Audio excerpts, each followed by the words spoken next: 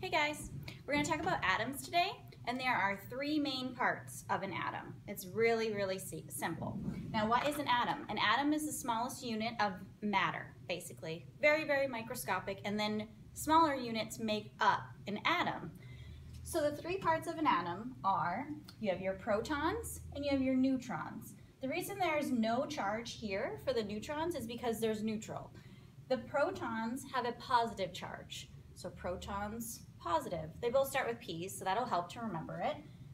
Your electrons are negative charged, and they are in an electron cloud, just like this, around the nucleus of the atom. So this right here, where you have your neutrons and your protons, this is your nucleus.